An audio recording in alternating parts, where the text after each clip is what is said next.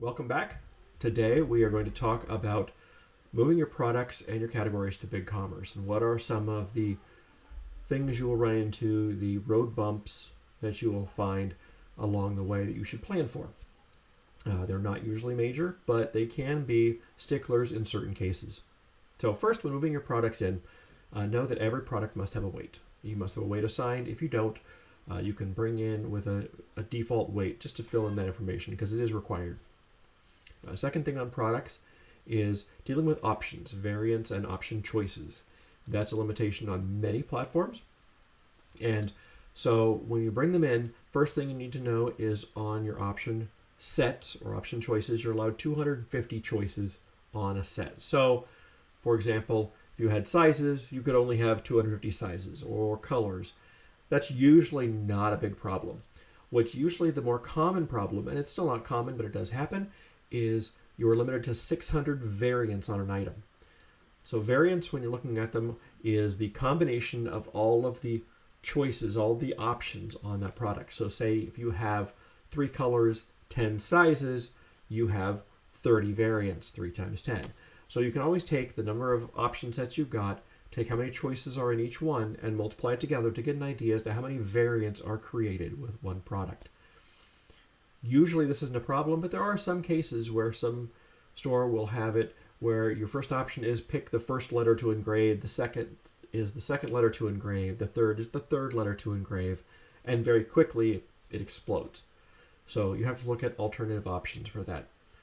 One of them that will often work, especially if you're dealing with something like colors, you can make a parent item, and on that parent item, when you're picking a color, instead of really picking it on the product, it's basically choosing a separate product. So you're creating a different product for each color choice. So your red shirt is one product, your blue shirt is one product. And that cuts down the number of options on that actual product. Next thing that we will run into has to do with custom fields. BigCommerce knows of 2 different types of custom fields. The primary one, which you will see in the interface here, is actually called custom fields. There's also another one called meta fields. Meta fields in BigCommerce are larger fields, but they are not displayed on the page, so they're used a lot less often. But looking at custom fields, you can have many custom fields on a product. There's 200 limit, so that's more than you're going to use per product usually, but the limitation is you can only have 250 characters in a custom field's value. So when I'm looking at this can only be 200 characters long.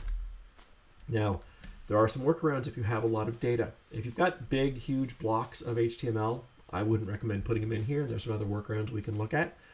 But let's say you have a field that is 400 characters.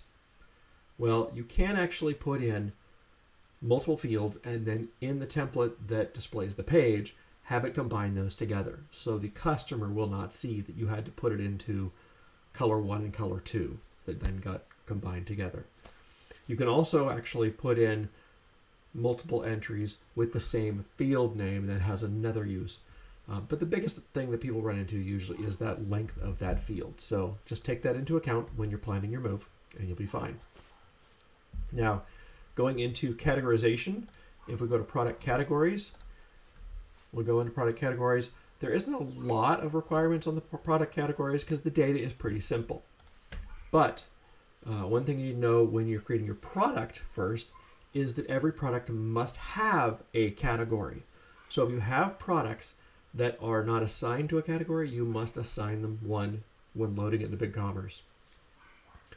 Secondly, categories have a limit on the length of the name. Now, products also have a length, but it's much longer. It's 250 characters, so you usually have more than enough room.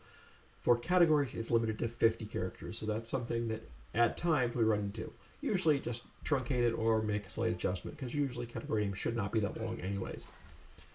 And then lastly, when bringing in categories, you are not allowed to have the same category name in the same level in the hierarchy structure. So if you have a section and you have a subsection and you have multiple subsections with the same name, BigCommerce isn't going to like that. So at least when we bring in data, we rename one, add an extra character on the end just to make it unique It's not a common occurrence, but does happen usually most often when there are categories that do not have a parent, and so therefore they get brought in and at the base level of the store, and you end up with multiple with the same name. Those are pretty much the major hiccups we run into. They're all things that can be worked around, but it's nice to know going in the things you're going to have to deal with if you're going to possibly run into them. There's a link in the description below that goes over the BigCommerce platform limits, just so you can see them all. Most of them you will never run into, but it's nice to know where that resource is in case you do run into that problem. Thanks again for listening, and I hope this was helpful.